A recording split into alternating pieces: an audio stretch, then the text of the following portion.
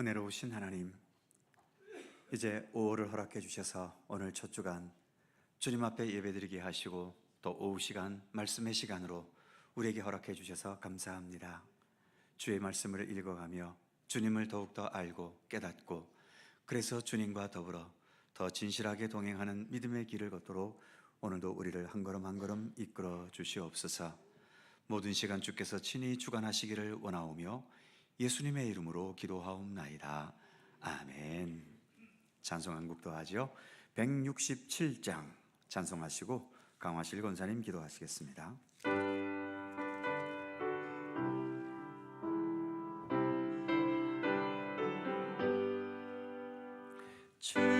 즐겁도다 이날 세세에 할 말 사망 권세 깨고 하늘이 열려 죽은 자가 다시 살아나와서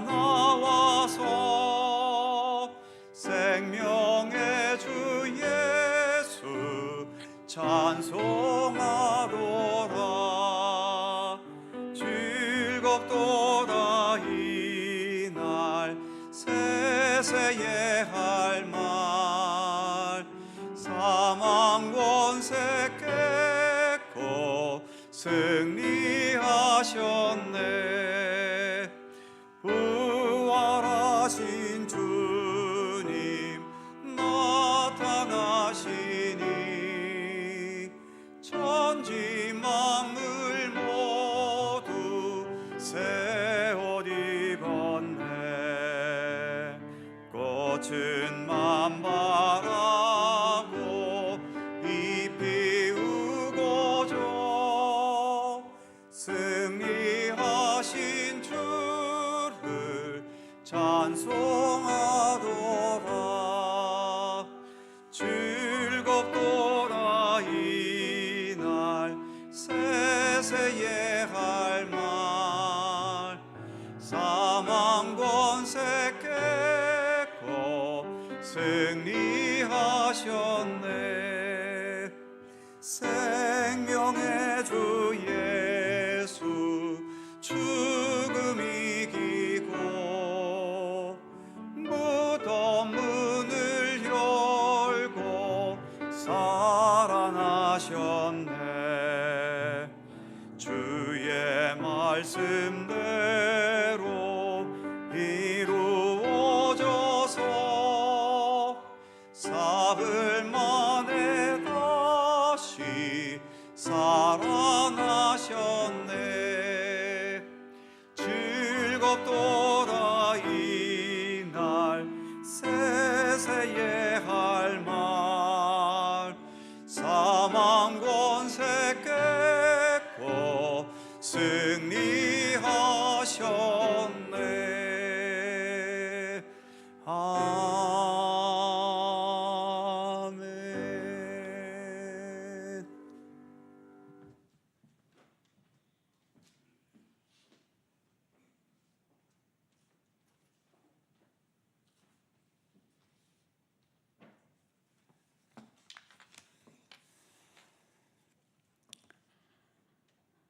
진실로 너희에게 이르노니 돌이켜 어린아이들과 같이 되지 아니하면 결단코 천국에 들어가지 못하리라.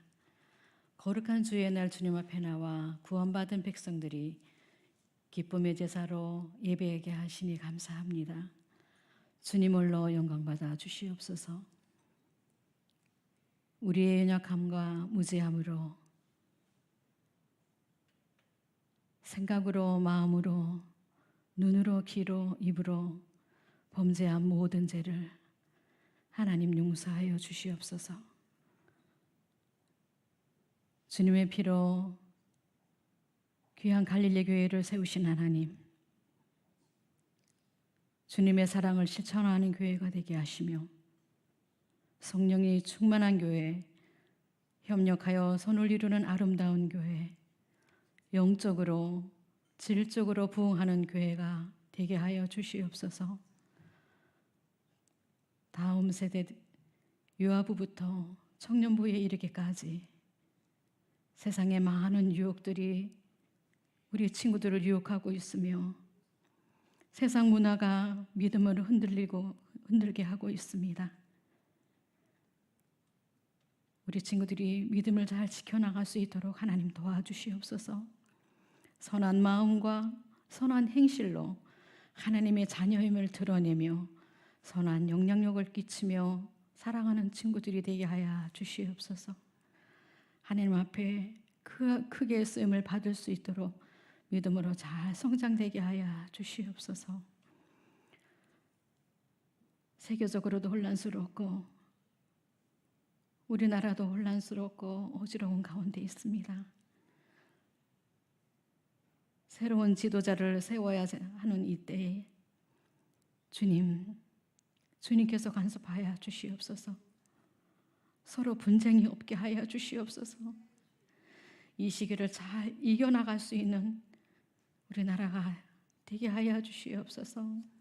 하나님 간절히 빌고 원합니다. 하나님 도와주시옵소서. 이 한 시간에 귀한 우리 목사님을 통하여서 말씀 듣겠습니다. 말씀이 우리 옥토밭에 떨어지게 하여 주시고 30배, 60배, 100배의 결실을 맺게 하시며 항상 기뻐하고 쉬지 않고 기도하며 범사에 감사함으로 주님의 선하신 뜻을 이루며 하나님이 기뻐하시는 우리들의 삶을 살게 하여 주시옵소서. 우리들의 삶 속에 날마다 신령과 진정으로 언제 어디서든지 예배하는 자로 살게 하시며 하나님을 인식하고 하나님을 의식하며 겸손하게 낮은 자세로 주님을 따라가기 위해서 노력하는 삶 살게 하여 주시옵소서. 이 한 시간에도 하나님이 기뻐 받으시는 예배가 되기를 원합니다. 성전 뜰만 밟고 가는 자리에 있지 않게 하여 주시옵소서. 나의 소망이 되시며 기쁨이 되시는 예수님의 이름으로 기도드립니다. 아멘.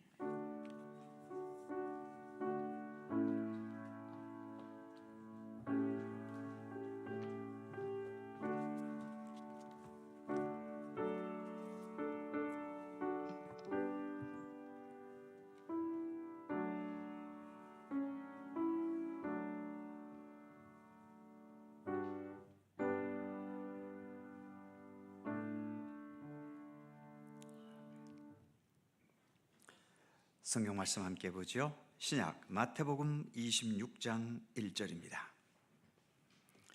마태복음 26장 1절 신약 성경 44면입니다.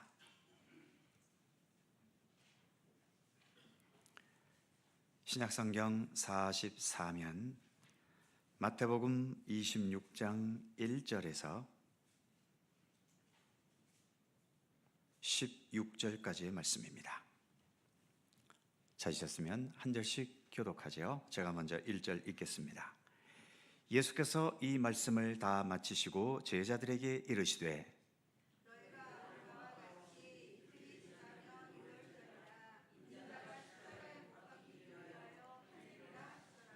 그때에 대제사장들과 백성의 장로들이 가야바라 하는 대제사장의 관정에 모여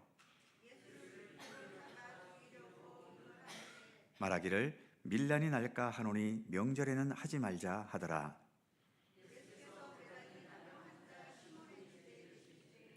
한 여자가 매우 귀한 향유 한 옥합을 가지고 나와서 식사하시는 예수의 머리에 부으니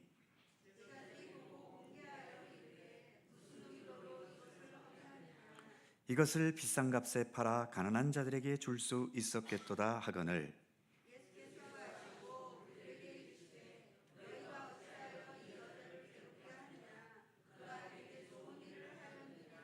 가난한 자들은 항상 너희와 함께 있거니와 나는 항상 함께 있지 아니하리라.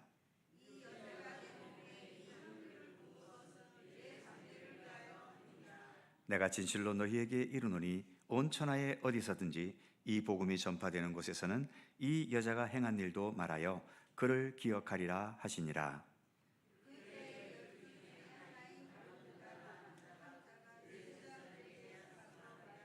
내가 예수를 너희에게 넘겨주리니 얼마나 주려느냐 하니 그들이 은 30을 달아 주거늘.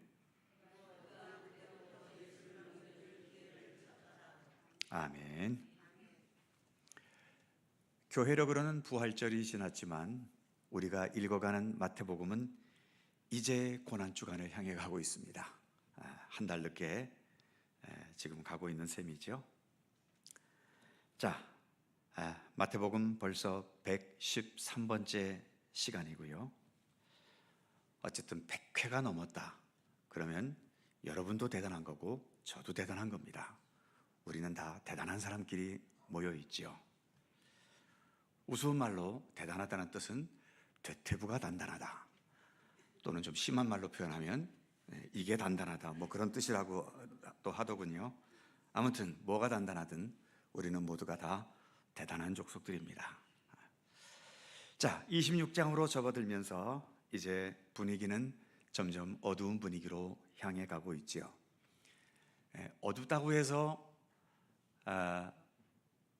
메마른 사막에 오아시스가 있고 또 추운 그 환경 속에서도 거기서 살아남는 또 생물체가 있고, 계절은 지났습니다만 보통 2월, 3월 아직까지 눈이 쌓여 있는데도 거기서 피어나는 꽃이 있지요. 매화입니다. 눈 속의 매화는 특별히 설중매라고 보통 말하지요. 그래서 어둡다고 해서 어두움만 있는 것이 아니라 그 어두움 속에서도 정말 아름다운 빛으로 살아가는, 메마른 가운데서도 아름다운 꽃을 피우는 사람들이 역사 속에 있는 것을 볼 수 있지요. 그래서 예수님의 순환의 장면도 전체적으로는 예수님께서 고난을 당하시는 어두운 장면이지만 그 어두운 장면 중간중간에 그 어두움을 아름답게 밝히는 그런 손길들이 하나씩 있는 것을 볼 수 있습니다. 먼저 유인물을 보시면 오늘 우리가 읽은 1절에서 16절까지는 일종의 샌드위치 구조로 되어 있습니다. 그 다음 넘겨주시죠. 샌드위치 구조다라고 되어 있죠. 샌드위치 구조라는 게 뭔가 하면, 샌드위치는 어떻게 되어 있습니까?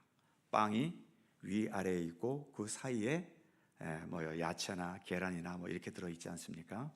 마찬가지로 이 특별히 복음서를 읽다가 보면 이런 샌드위치 구조를 볼 수 있죠. 먼저 첫 번째, 1절에서부터 5절까지는 예수님을 죽이려는 자들이 있었습니다. 특히 대제사장들과 백성의 장로들이 예수를 어떻게 죽일까 모의하고 있는 장면이 1절에서 5절이죠. 그 다음 6절에서 13절은 우리가 너무나 잘 아는 옥합을 깨트린 참 아름다운 여인, 이 여인의 이야기가 중간에 들어가 있고, 또 뒷부분이었던 14절에서 16절은 예수님을 또 죽이도록 넘겨주려는 가룟 유다가 있습니다. 그래서 오늘 본문은 앞부분에서 예수를 죽이려는 백성과 장로들, 또 뒷부분에서 예수를 죽이도록 넘겨주는 가룟 유다, 그리고 그 사이에 바로 옥합을 깨트린 여인의 이야기가 배치되어 있지요. 이렇게 배치되는 것을 샌드위치 구조라고 하는데, 이런 샌드위치 구조가 의미하는 것은 그 다음 화살표에 보시면 대조적인 두 대상, 그렇죠? 한쪽은 죽이려 하고 한쪽은 예수님을 영화롭게 하는 그런 아름다움이 있고, 더 나아가서 이 두 개의 사건은 서로가 연결되어 있다는 것을 말해주는 겁니다. 그러니까 지금 중간에 들어있는 향유를 예수님께 부은 사건은 예수님의 죽으심과 위아래로 들어가 있는 죽으심과 관계되는 사건이다라고 하는 거지요. 그래서 이처럼 그래서 예수님께서도 이 여인이 예수님 자신을 위해 향유를 부은 것을 나의 무엇을 위해서? 장례를 위해서 준비한 것이다, 나의 죽음을 위해서 준비한 것이다 라고 받아들여 주시지 않습니까? 그런 의미에서 세상에서는 행복한 일도 많고 슬프고 아프고 고통스러운 일들도 많습니다. 그러나 어떤 좋은 일이든 어떤 나쁜 일이든 그 하나로 시작해서 그 하나로 끝나는 건 거의 없지요. 모든 게 연결이 됩니다. 불행은 나중에 행복으로 연결되고, 행복 속에서 또 교만해지면 더 심각한 불행으로 또 연결이 되고, 그래서 우리의 삶이라고 하는 것은 이렇게 희로애락, 흥망성쇠, 이것이 무한히 반복되는 그런 구조 속에서 우리가 살아가지요. 그러니까 또 어떤 면으로 우리가 슬픔과 고통과 아픔 속에 있을 때에는 이게 내 인생의 전부다라고 생각할 것이 아니라 거기에서 또 새로운 희망과 주님께서 펼쳐가시는 그런 새로운 역사를 소망할 수 있는 게 그게 믿음이고, 또 반대로 모든 것에 성공해서 내가 번영하고 부유해지고 높은 자리에 올라갔을 때 또 그게 영원하고 또 그게 전부일 거라 생각할 것이 아니라 어느 순간 이 모든 것들이 또 나에서 순식간에 사라져버릴 그러한 날이 있을 수 있다는 것을 항상 염두에 두면서, 그래서 겸손하게, 또 어느 날 그렇게 내가 무너지는 날이 왔더라도 그로 인해서 내 삶이 깨져버리거나 악하게 되거나 흐트러지는 삶이 아니라 거기서도 꿋꿋하게 내 삶의 중심을 지켜나갈 수 있는 그런 준비들을 우리는 언제나 해놓고 있어야 되는 겁니다. 자, 본문으로 들어가 보면 먼저 1절과 2절.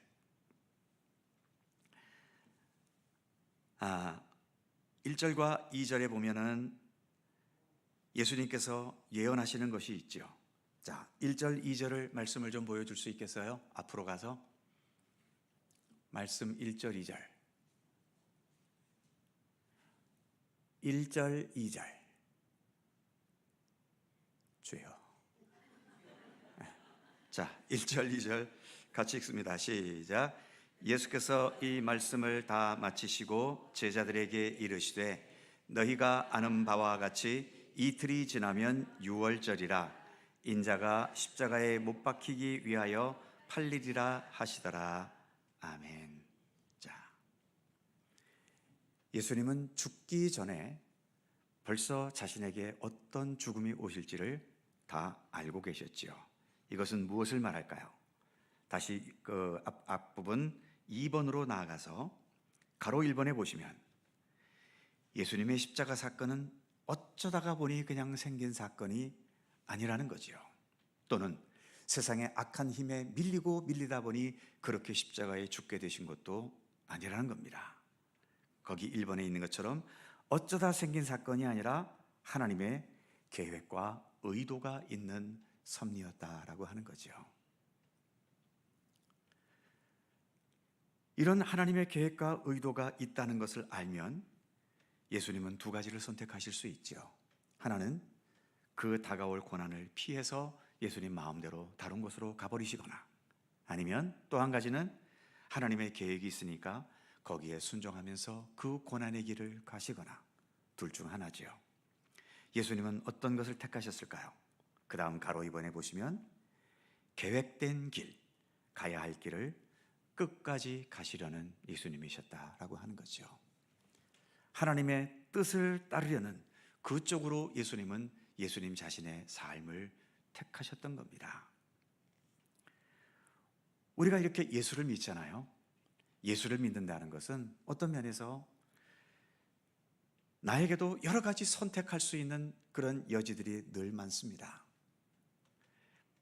내 눈앞에 거짓과 편법과 술수로 많은 이득을 얻을 수 있는 것과 정직하고 진실하게 살아가면서 또 모두를 생각하면서 내 수입이 줄거나 또 내게 불리한 조건이 있을 수도 있는 거죠. 둘 중에 어느 것을 택해야 될 것인가?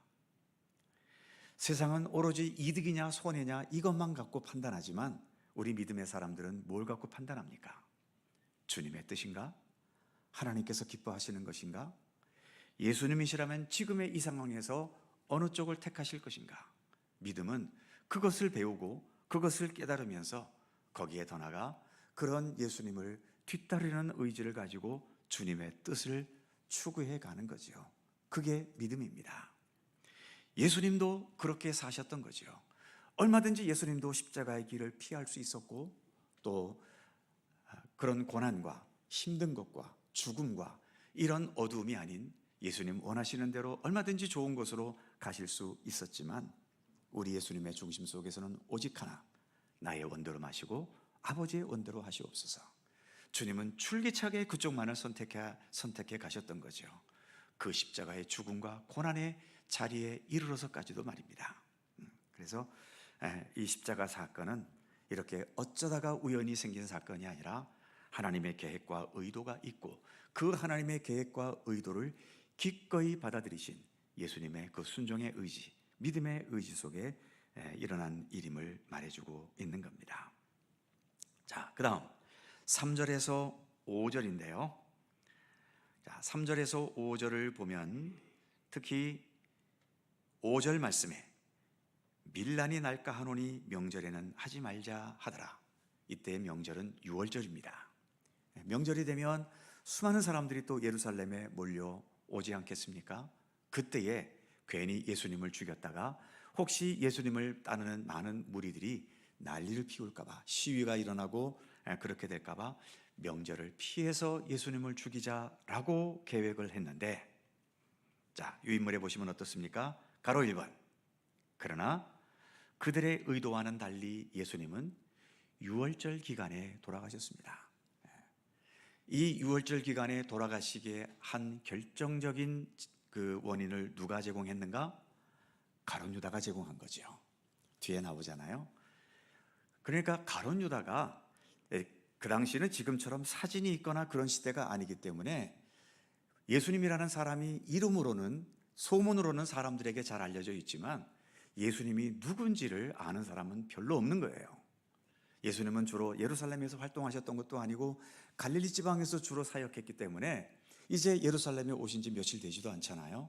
그래서 예수의 소문을 듣고 예수를 죽이려고 했던 이 대제사장들이나 권력자들은 예수가 누군지를 잘 몰라요. 얼굴을 몰라요. 그것을 누가 제공했는가? 가룟 유다가 내가 예수가 누군지를 알려줄 테니까 얼마 줄래? 해갖고, 그래서 예상치도 못하게 가룟 유다가 그들에게 밀고 하면서 이제 그들도 가룟 유다의 도움을 받아야 되니까 그 가룟 유다의 도움을 받느라 그냥 어떻게 하다가 보니 이게 유월절 기간에 안 하려고 했는데 유월절 기간에 결국은 예수님을 죽이게 되는 일이 벌어진 거지요. 자, 그런데 뭐 유월절에 죽으나 언제 죽으나 다를 바가 없을 것 같지만 중요한 의미가 있죠. 그 다음 가로 2번에 보시면 예수님의 죽음이 유월절 어린 양, 희생양의 의미가 담긴 죽음이 되게 하신 하나님의 섭니다라고 하는 겁니다. 유월절에 죽으셨기 때문에 예수님께서 유월절 어린 양처럼, 그 유월절 어린 양이 본래는 죽음의 천사가 지나가면서 그 집에 있는 큰아들을 전부 죽여야 되는데 이 유월절 어린 양의 그 피를 받아서 문 설주에 바른 그 피가 묻어 있는 집은 죽음의 천사가 그냥 지나갔잖아요. 이게 유월되었다라고 말하는데 그래서 이 절기의 이름이 유월절 아닙니까? 바로 예수님께서 이와 같은 유월절 희생양이 되셔서 정말 죄와 허물로 죽을 수밖에 없는 우리들에게 하나님의 심판의 그 죽음의 권능이 물러나게 된 거죠. 유월되게 된 거죠. 그래서 우리는 예수 그리스도를 통해서 구원받았다고 말하는 것 아니겠습니까? 그 의미가 지녀질 수 있도록, 예수님의 십자가의 죽음이 그 의미가 지녀질 수 있도록 하나님께서는 이렇게 예수님으로 하여금 유월절에 죽게 하셨던 겁니다. 그래서 그 다음 3번에 보시면 주 안에서의 희생, 고난, 시련, 헌신. 때로는 너무 억울하게 죽고 무의미하게 희생당하고 또 별 성과도 없이 손해본 것 같지만 주님께서는 이 모든 것들 속에 소중한 의미가 있게 하시는 겁니다. 또 뒤에도 나오지만 예수님께 향유를 부어드렸던 여인의 이야기, 예수님께 그 비싼 향유를 부으니까 요한복음에 있는 내용에 의하면 가룟 유다가 그걸 보더니 성질났잖아요. 저 비싼 것을 어떻게 저렇게 한꺼번에 허비하는가? 그러나 예수님은 어떻습니까? 가만두어라. 이 여인은 지금 뭘 하고 있다? 나의 죽음, 나의 장례를 미리 준비해 준 것이다. 그렇게 받아들이시잖아요. 헛되지 않다는 겁니다. 가룟 유다는 아이고 저 아까운 거 허비했네 하고 비난하지만 예수님은 아니다, 소중하다. 이 여인의 것은 여기서뿐만 아니라 앞으로 이 복음이 전파되는 곳에는 이 여인의 이야기도 다 알려지게 될 것이다. 그렇게 말씀하고 계시지 않습니까? 그래서 주님 밖에서라면 모르겠지만 내가 주님 안에서 믿음으로 살다가 주님의 뜻을 따르다가 손해보고 억울한 일 당하고 또 인격모독을 당하고 상처를 입게 된 것, 세상에서는 그것은 다 내 손해가 되어버리지만 주님 안에서는 절대로 손해가 아니라는 겁니다.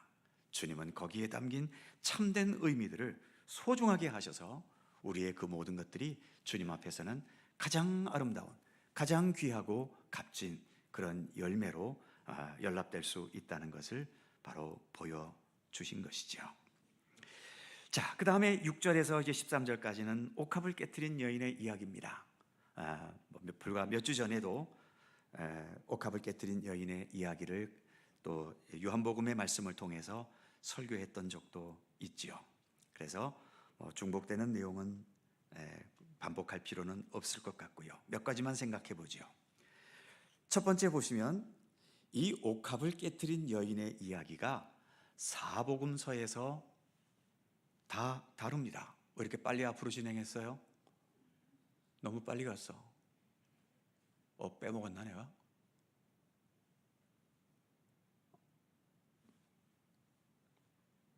아까 사복음서의 내용이 다르다는 게 없어요?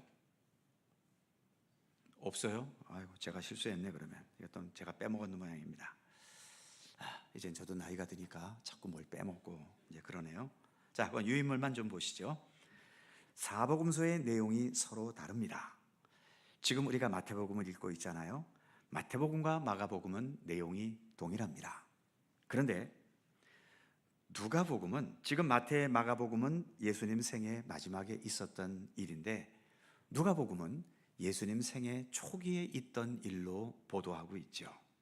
그리고 마태와 마가복음은 예수님의 죽으심을 의미하는 것에 초점을 두고 있다면 누가복음에서는 죄 많은 여인이 주님으로부터 용서의 은총을 받고 그것에 대한 기쁨으로, 감사함으로 헌신하는 것이 누가복음의 내용이고요.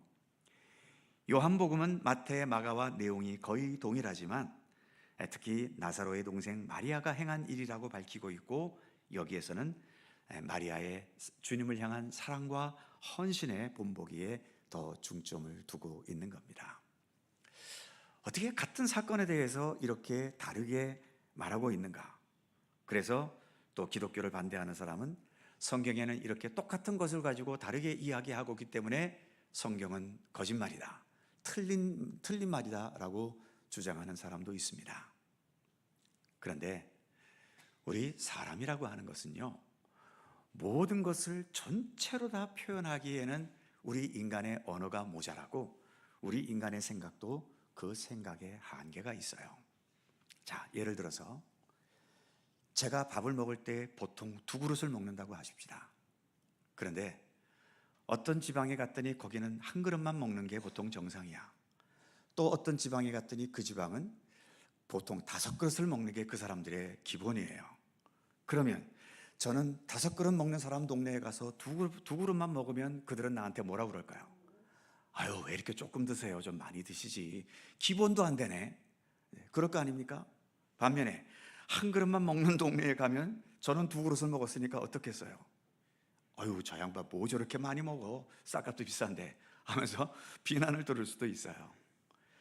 2그릇 먹는 건 똑같지만 어느 쪽에서는 많이 먹는다고 핀잔을 받거나 또 어떤 쪽에서는 너무 적게 먹는다고 안쓰럽게 보거나, 나는 똑같은데 그 여건에 따라서 그렇게 보게 되는 겁니다. 우리가 뭐 나이 들었다 뭐 적다 그러는데 나이가 70이 돼도요, 동네 양로원이 아니라고 뭐라 그러죠? 그 어른들 계시는 거기에 가면 나이 70에는 뭐 해야 된다고 그러죠? 주전자 들고 다녀야 된대요. 나이 70은 80이 좀 넘어야 거기서 이제 조금 이제 초보자 신세에 면하고요. 한 90 정도 돼야 가만히 앉아서 주는 대로 받아 먹을 수 있는데 70이어도 여전히 주전자 들고 가서 물 따라주기에 바쁘다라고 하는 겁니다. 그러니까 나이도 상대적인 거예요. 20대에게 가면 70대는 뭐 한없이 늙은 존재이지만, 그러나 또 어르신들만 모인 곳에서는 똑같은 나이인데도 연계 취급을 받게 되는 것 아닙니까? 자, 그래서 어떤 똑같은 사건을 가지고 마태와 마가복음이 소속되어 있는 그 공동체의 환경과 요한복음을 받았던 그 공동체의 환경이 다른 거예요. 누가복음은 또 누가복음대로 다르고, 그래서 거기에 맞추어서 그 이야기를 풀어가다가 보니 이제 이런 차이점들이 생기게 되는 거죠. 쉽게 생각해서 오늘도 요한복음 21장의 말씀을 가지고 주일 설교를 했습니다만, 이 요한복음 21장을 가지고 설교하면 전국에 계신 모든 목사님들이 똑같은 내용으로 설교를 할까요? 아닙니다.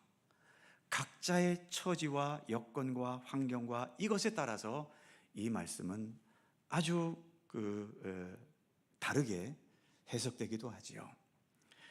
저는 오늘 어디에 초점을 두었냐 하면 침체에 있는 제자들, 그를 세워주신 예수님, 그리고 그들을 세우시기 위해서 아침상까지 차려주시면서 참 사소한 것이고 아무것도 아닌 것 같지만 그 부활하신 영광의 예수님께서 우리들을 세워주시기 위해서 이렇게 자신을 낮추시고 우리와 함께 하시려 했던 주님의 사랑과 그 은혜에 오늘 말씀에 초점을 두었지요. 어떤 경우는 너무 교회 안에 친교가 이루어지지 않는 교회에서 설교를 한다면 오늘의 말씀을 가지고 제목을 와서 아침 먹어라 이렇게 설교 제목을 정하고요.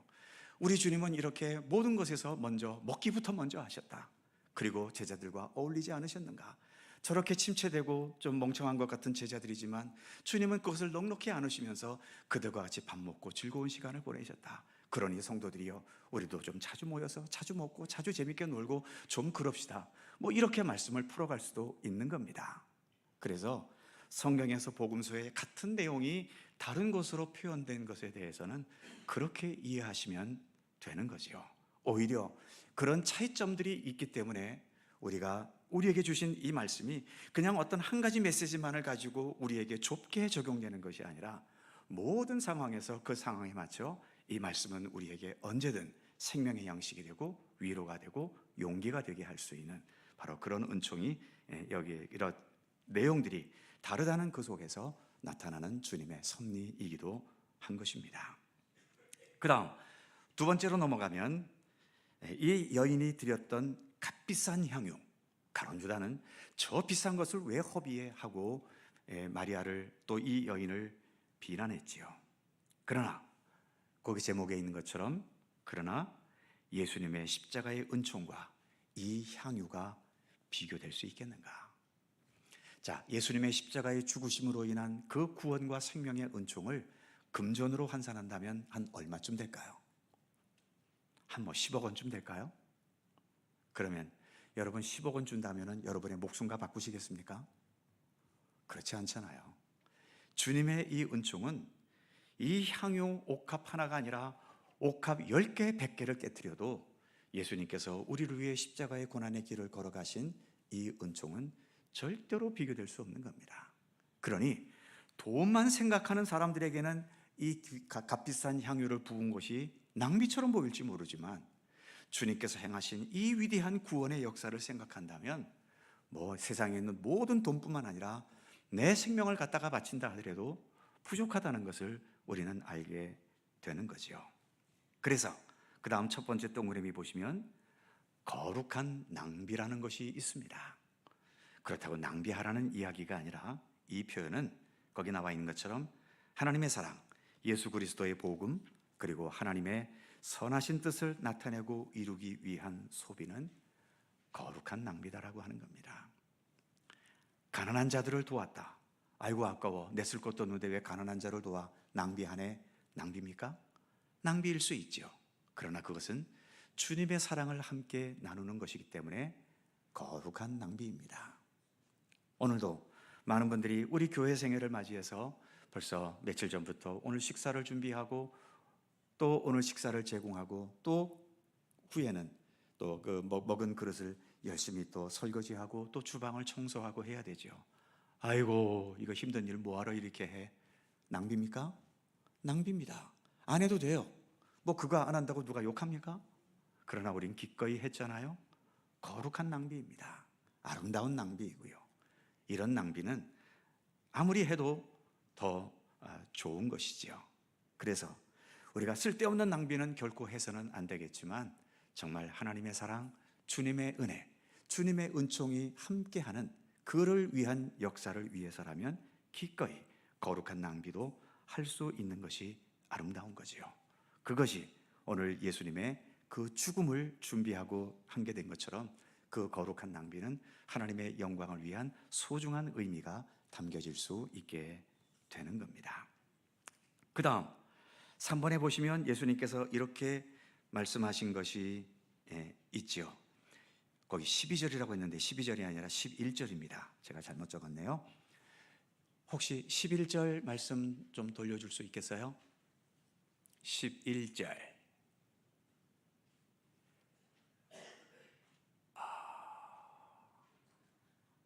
그렇죠. 예, 감사합니다. 11절 같이 읽습니다. 시작. 가난한 자들은 항상 너희와 함께 있거니와 나는 항상 함께 있지 아니하리라. 예, 예수님께서 이 여인을 비난하는 사람들을 향해 하신 말씀이죠. 가난한 자들은 항상 너희와 함께 있다. 그러나 나는 항상 너희와 함께 있지 않다. 왜? 내일이면 이제 십자가에 달려 돌아가셔야 되잖아요. 그렇기 때문에 이 말씀을 하신 거지요.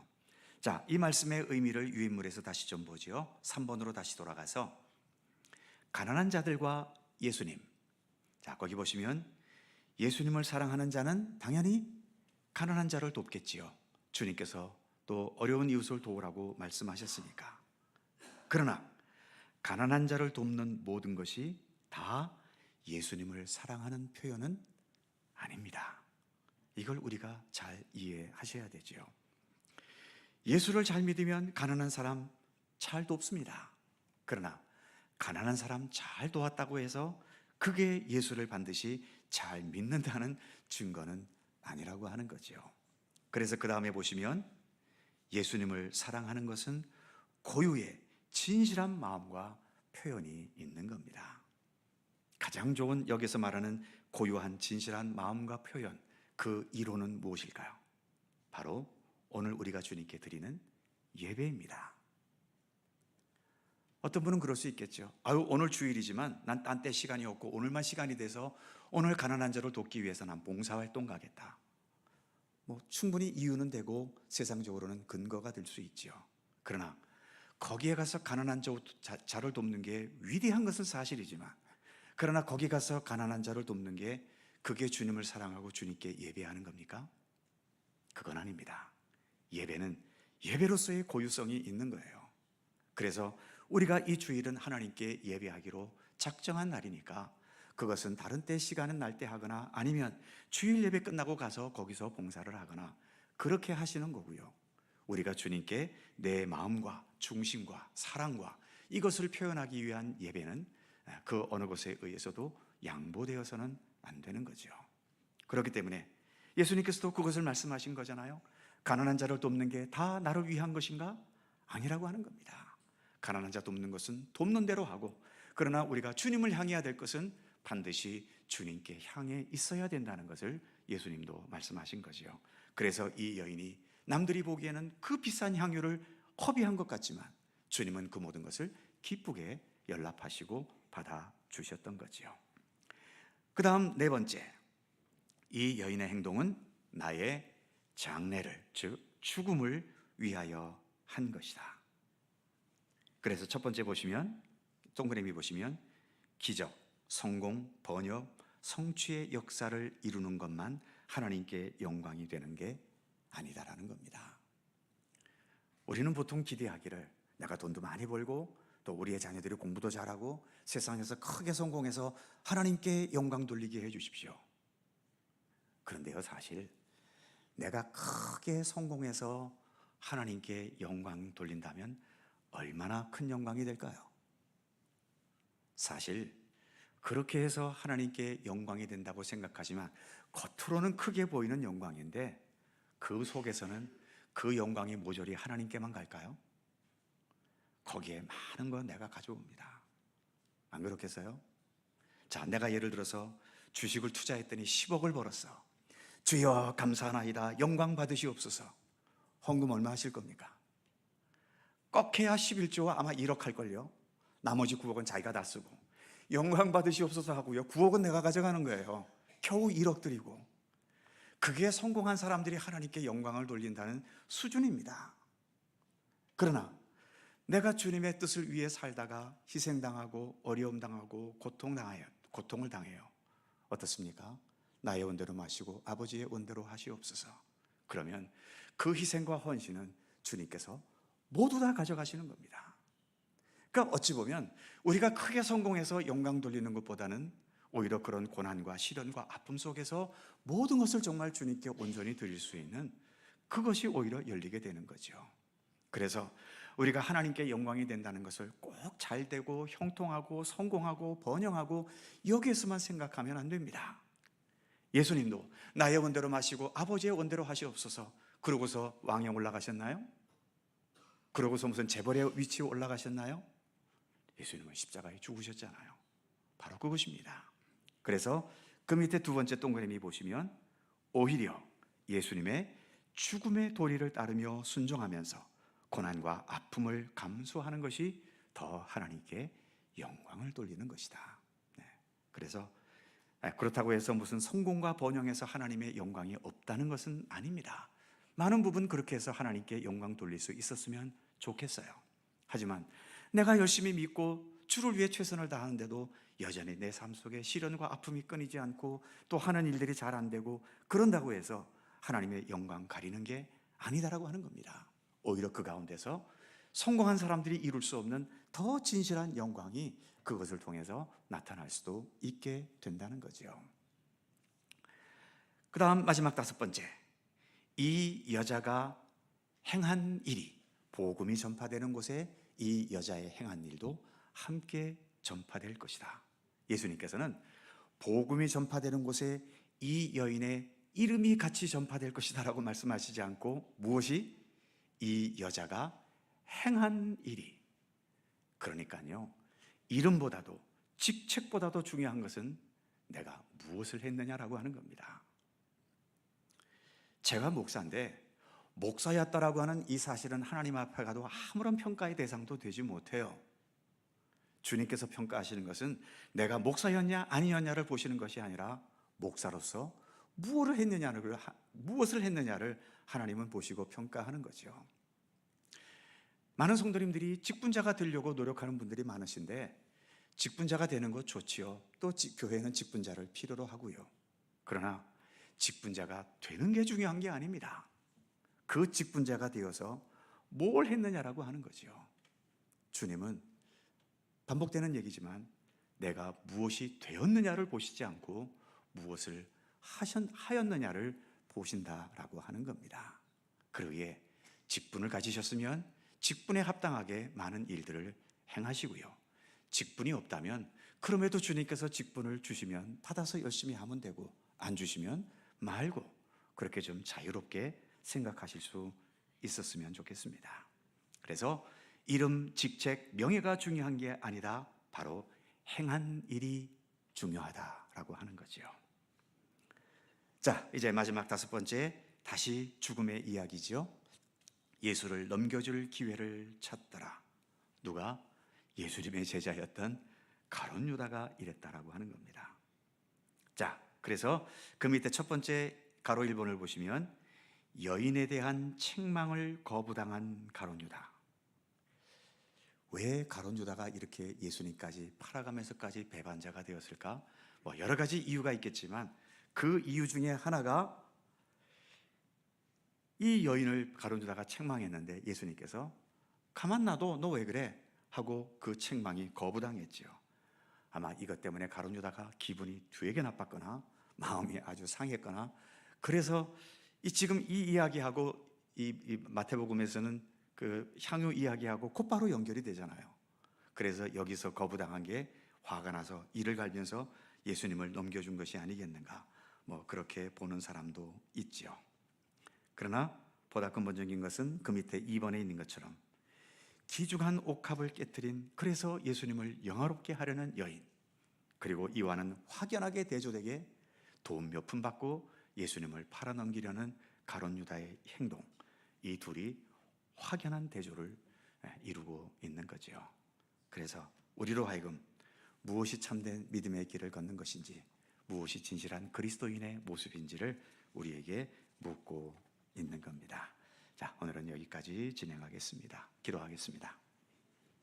사랑의 하나님, 이미 부활절이 지났지만 우리는 또 마태복음을 통해 순환의 길로 가시는 예수님의 모습을 보고 있습니다. 많은 사람들이 예수님을 죽이려 하고 있고, 그러나 그러한 가운데서도 예수님의 죽음의 그 의미를 알고 미리 그 귀한 향유를 깨트려서 예수님의 머리에 붓는 아름다운 사건도 있었습니다.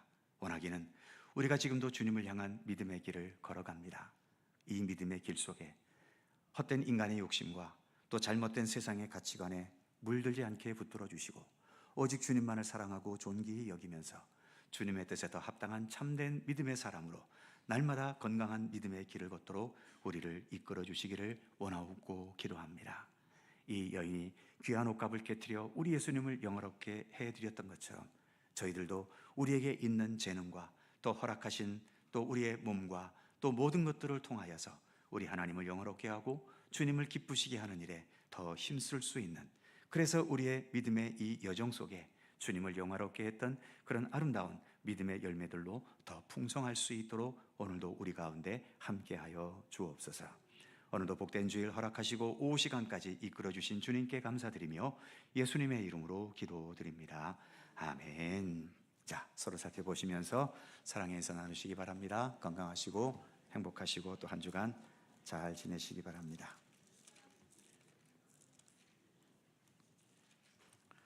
네, 오늘은 주일 예배에 뭔가 많이 붙었지요. 어린이 주일, 그래서 아동 세례도 있었고 또 교회 생일이어서 점심 식사도 아침부터 또 맛있게 잘 먹었습니다. 수고해 주셨고요. 이제 집에 돌아가셔서 잘 쉬시기 바랍니다. 한 주간도 평안하게 잘 보내시고요.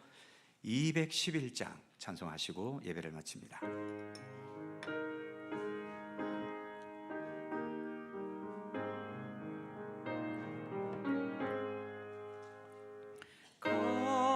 값비싼 향유를 주께 드린 막달라 마리아 본받아서 향기로운 산재물 주님께 바치리. 사랑의 주 내 주님께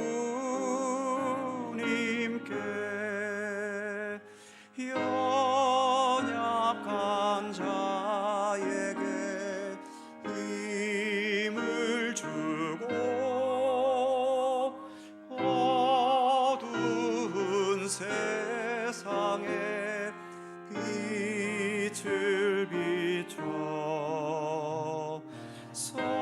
성실과 인내로 내 형제 이끌리.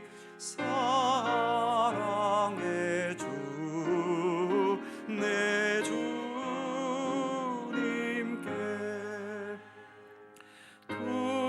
두려운 마음에 소망 주고 슬픔에 쌓인 자 위로하며 길 잃은 자들을 친절히 이끌리. 사랑의 주 내 주님께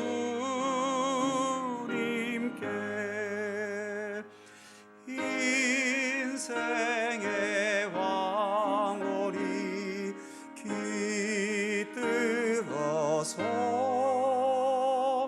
이 땅의 수고가 끝날 때에 주님을 섬기다 평안히 가리라. 사랑의 주 내 주님께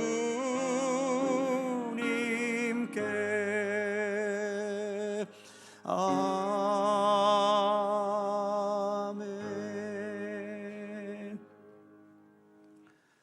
부활이요 생명이신 우리 구주 예수 그리스도의 은혜와 우리를 사랑하셔서 귀하신 독생자를 이 땅에 보내시고 오늘도 우리 모두가 참된 하나님 나라 백성이 될 수 있도록 사랑과 은혜로 돌보시며 이끄시는 아버지 하나님의 넓고 크신 사랑하심과 성령님의 교통하심과 돌보심과 인도하심과 함께 하심이 오늘도 허락하신 복된 주일 오후 시간까지 말씀 앞에 서며 주님과 동행하며 주님께 영광 돌리게 하시고 또 우리의 삶의 터전으로 돌아가 한 주간의 모든 삶을 사랑과 은혜로 이끌어 주실 것을 믿고 신뢰하며 주님과 함께 동행하기를 소원하고 다짐하는 모든 주의 사랑하는 백성들 가운데 언제나 함께 하시기를 간절히 축원하옵나이다.